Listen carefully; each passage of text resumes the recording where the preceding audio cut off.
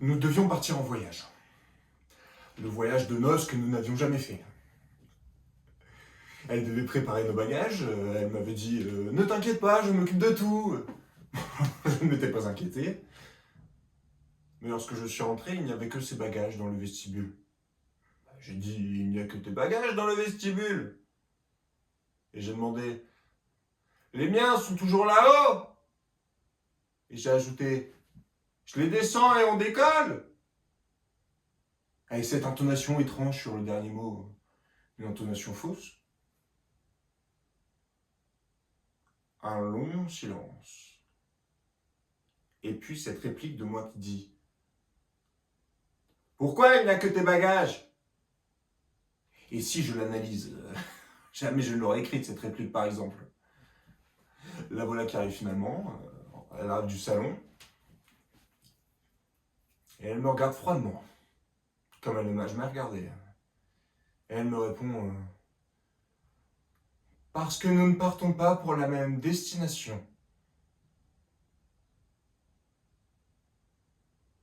Et là, tout à coup, c'était The Philadelphia Story. C'était une réplique de The Philadelphia Story lorsque Catherine Hepburn quitte Cary Grant. Et c'est terrible.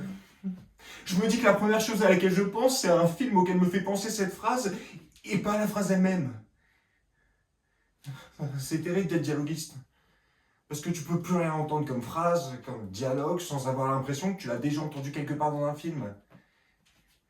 Et t'en viens à penser que tout a déjà été dit.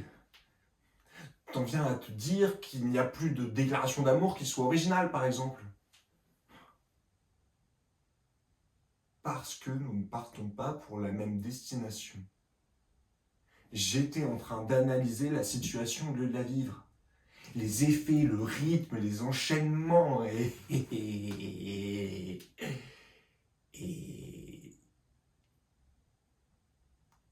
il fallait se rendre à l'évidence, c'était très mal écrit. La scène, ma scène de séparation, de rupture, était très mal écrite. Parce que nous ne partons pas pour la même destination, cette réplique m'a tué. Et alors j'ai cherché une bonne réplique, une réplique qui soit à la hauteur. Et je n'ai rien trouvé. Vraiment, j'ai cherché quoi dire. Les jours suivants, j'ai encore cherché une bonne réplique, une réplique qui percute.